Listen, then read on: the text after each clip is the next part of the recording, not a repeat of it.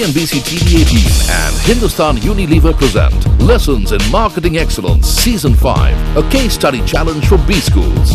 At these times, only on CNBC TV18. Presented by Hindustan Unilever Limited. Lifestyle partner Raymond, the complete man. Associate sponsor Frederic Constance Geneve. Powered by Lenovo for those who do. Accurate trades, consistent performance, excellent returns. This is what we have delivered to all our clients through our strategy and technical analysis of commodity and forex markets for a scientific investment decision to create wealth and to be ahead of curve. HNIs and corporates, please get in touch. This is TV18 and you're watching CNBC TV18.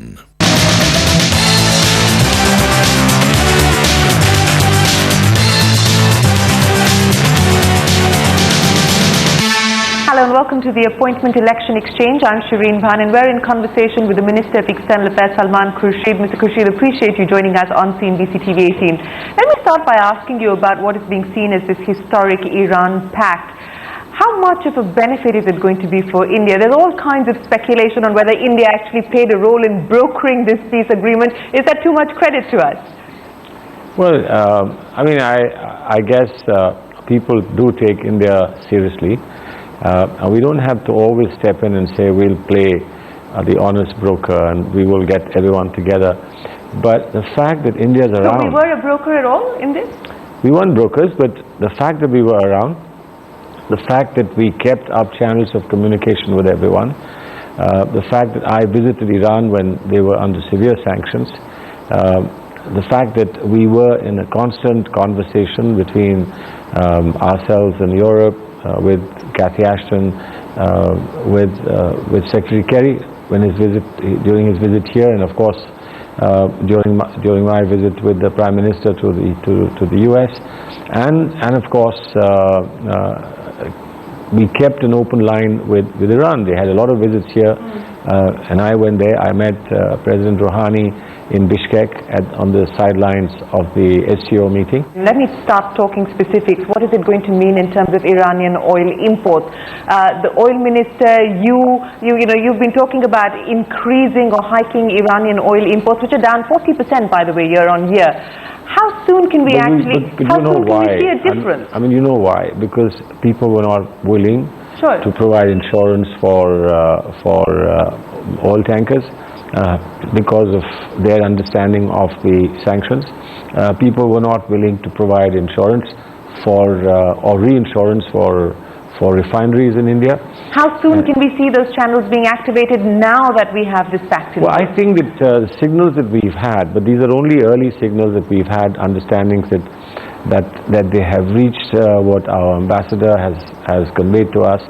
I think the details are being made available, and I would imagine that this will open up many avenues, which could ultimately lead to a much more convenient passage of oil from Iran to us. But you must have had conversations with your counterpart in the oil ministry, because Mr. Moily has said that we could see a savings of in excess of $8 billion if we were to import 11 million tons of Iranian crude. What can we really expect in this fiscal and then the next? See, I don't have a calculation on this. I think that calculation will have to be done by Mr. Moily's ministry. But I'm in touch with him closely. I'm in touch with him. We will look at all possibilities that there are to ease the sense of confinement that we felt, because there were restrictions, and we have banking channels available up to a point, and then they dried up as well. So there was a severe problem of, even if you wanted to be able to buy. But we continued. We continued in a very wholesome relationship with Iran, because I think it's a good thing is that Iran understood that we had taken a principled position about the NPT. So the Iranian delegation who was here in the capital over the weekend has said that they anticipate bilateral trade between the two countries going up from the 15 billion currently to about 20 billion. Is that a fair expectation? Yeah, I think so. I think it is a fair expectation, and I think that, See, what we are looking at is a major engagement with Iran. Over the years, we've talked to them about the pipeline. They talked about the pipeline again. Is it likely to be a reality now? I think it should. I think we should put our ambitions up a bit. Of course, it's not going to be entirely a government-to-government thing because we need private sector investment. And I hope the private sector will get a strong signal from us that this is something that's on. Iran raised the issue with me. They are very keen. And I very categorically said that we are on. I mean, we are interested. And we are committed to this, and the only way that they can export gas by pipeline to Pakistan is if it provides economies of scale by being pumped all the way to India. So I think there's a double advantage: one, interdependence between Pakistan and India on something that is very important economically to both of us. And certainly to them, because they would not be able to afford it otherwise, and of course a major link with Iran. And then once we have this pipeline going through, the Tapi pipeline going through, India is going to be a different place altogether. Well, you know, it's still far from reality, but let me ask you, when do you believe that active engagement with Iran will start on the business of Iranian oil imports? Because that is what the markets are excited about. That is what they want clarity on. It'll be now. I mean, you know, we're not going to wait. It'll be now as we get to know the exact plan of action that they have worked out between 3+3 and Iran. As soon as we know the details, we'll begin to work on them. Whichever windows open up, we will be there. We'll be knocking on those windows immediately. So there's not going to be, let's sit back and think about it for a while. We are engaged. We have the infrastructure with them. We have the connectivity both in terms of politics and as well as of interdependence. And as soon as the windows open, as I believe they are opening, we will be there. Let me now ask you about possible backlash from countries like Israel and Saudi Arabia. Israel has come out very categorically and said that this is a historic mistake. Saudi Arabia has been a bit more sort of cautious in its opposition to this pact. Does India anticipate backlash? Because in a sense, your foreign policy stance on Iran stands vindicated today. And if we're going to be upping our engagement with Iran, what is it actually going to mean? See, we've never made a secret of our relationship with Iran when we deal with Saudi Arabia. We have been very clear in our relationships in the world that our relationships are not predicated on our relationship with someone else. We have an outstanding relationship with the Saudis. I visited them before I went to Iran. I had a very, very good round of meetings with the Saudis, and you can be sure that there is nothing that we have kept from anyone. Everybody knows we are transparent, we are above board, and that we have multiple relationships. There are disagreements or divergence of views on certain issues with one country, but that doesn't mean that we don't have convergence with that same country on another issue. Let me move away from Iran and talk to you about another controversial issue, and that is this issue of bilaterals, and specifically the bilateral that has been signed between India and the UAE, which in a sense is linked to the Jet Etihad deal. You were part of that group of ministers whose opinion was sought on whether or not this bilateral should have been changed. It is now a matter which is being challenged in court by Subramaniam Swamy. What was your contention for changing the bilateral? Because you voted in favor of the change because you believe that sovereign wealth funds from the UAE and we would see more investment coming in. What was the argument that you presented to change the bilateral? I can't understand. I think that it's less a case of our having to justify why we took the position we did than a case of other people having to justify why they're against this position. Investment in India, we don't want. Greater collaboration with UAE. But the argument on the other side is that India loses its position as a hub, that Air India will suffer on account of this bilateral agreement, and that this is a bilateral agreement that is being in favor of a particular transaction. We're very clear. We live in a modern world of commerce. The modern world of commerce, who says that Air India should confine itself to carrying labor to the Middle East? We think that Air India can be the finest airline in the world, and I think Air India needs to be ambitious. These seats are available to Air India and to UAE Airlines. They're available to both, and Air India should take come forward and take these seats and use them. Now, you can't be a dog in the manger saying, I can't use these seats, therefore you must not give them to anyone else. I don't think this will work anywhere in the world anymore. But why was this done as far as UAE was concerned? Because there was a position that the government had taken that we're going to hold back as far as renegotiating bilaterals are concerned. Requests had come in from Singapore, etc., but the decision was not to look at or review bilaterals. Why then the decision to review the UAE bilaterals? We're looking at bilaterals for others as well, and this is not just UAE. We're looking at Qatar as well. They want to renegotiate seats as well, and I think we should. But when will we see you review the bilateral with Qatar? But that's for the Civil Aviation Ministry.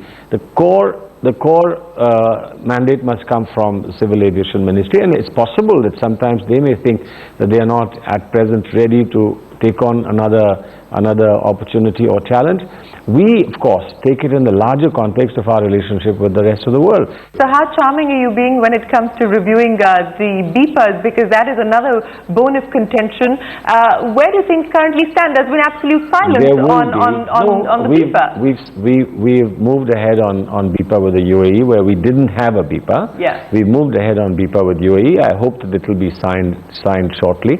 But the overall BIPA, and wherever we are negotiating a BIPA now, standalone BIPA, we do indicate that this would have to be brought in line with whatever is the standard template that we build for BIPA for across the globe. Now, I'm told by Finance Ministry that they are now within a whisker of getting the final template. Possibly in the month of December they will be ready with a template that will then be available for renegotiating BIPA with wherever we already have. But again, my understanding is that even as we negotiate BIPA, we've got to understand that this is a high point for us to seek investment. There is an investment actually coming as a downpour into India today. We are lucky that investment lines have held, and that's wonderful. But in order to attract more investment, we need to be an attractive destination. Since you're talking about positioning India as an attractive destination, we're talking about investment protection agreements. Let me talk to you about Vodafone, and that in a sense was the start of the debacle as far as the India story was concerned, because it brought to light issues of tax uncertainty, of changing the rules of the game, so to speak. Pre-conciliation talks have been continuing. There's been so much back and forth on this matter. Where do things currently stand? Are we going to see a resolution on the Vodafone issue in the tenure of the government? There will be, and it's the tenure. It's not just the tenure of the government, but within the time that we have for legislation, because whatever solution is found and the negotiated settlement will then have to be reflected in legislation, and it will have to come back to Parliament. My instinct is, and my understanding, that we are now we've reached that stage where the Finance Minister can now bring it to Parliament. The important thing is to remember is not that Vodafone was not the only issue. Many of us had different opinions on Vodafone. There were people who saw it from the point of view of the very opinion that you may find in the UK and in Europe, where people have complained about companies coming in. Erosion, yeah. So in that sense, we were not completely way off the mark. Right. But looking at what was important in terms of messages that we were sending to the investors of the world. And because it was retrospective, and because there was a Supreme Court judgment in favor of the company. So there were problems, and I think therefore we decided, let's set those problems straight. Explain to me. You said that your instinct is that the Finance Minister is close to moving legislation on the Vodafone matter and taking this to Parliament as early as the winter session. And what do you mean by moving legislation? Will you move to amend the retrospective law? I see that he'll have to take a call on. I don't want to foreclose anything that structurally what he thinks is the way to put a closure on this.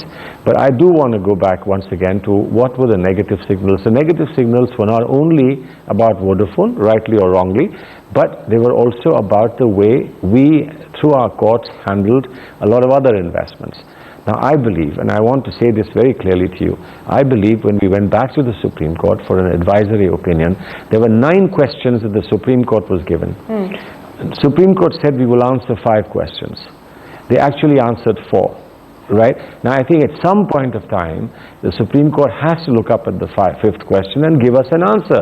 And the fifth question was, when you decide something on basis of domestic law, should you or should you not keep in mind the impact it has on the obligations that the sovereign government of the state has vis-a-vis other governments?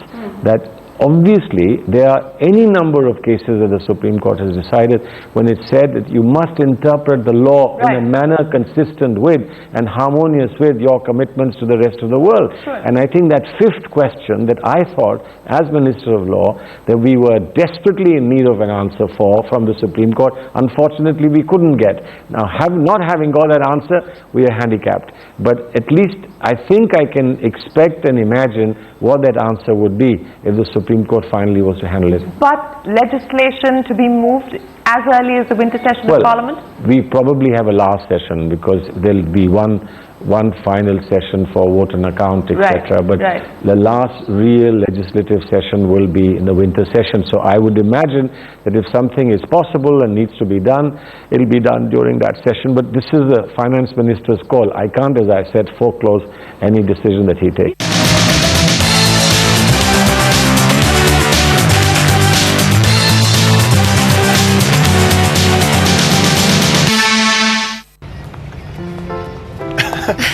क्या कर रहे हो? बदतमीजी मत करो, पड़ोसी देख लेंगे। कल शाम बस स्टॉप पे सोचूंगी, कल फोन करना। अरे बंद करो ये पागलपन, बाबूजी देख लेंगे। बाबूजी देख लेंगे, पड़ोसी देख लेंगे, देखने दो तो कल बस स्टॉप पे। क्या बहू इतनी देर कर दी? माँ वो हम समझते हैं कि रिश्तों के लिए अपना घर होना कितना जरूरी है, इसीलिए बैंक ऑफ इंडिया लाए हैं आसान home loans. Bank of India, रिश्तों की जमा पूंजी। अतिथि देवो भव, क्या है इसका मतलब?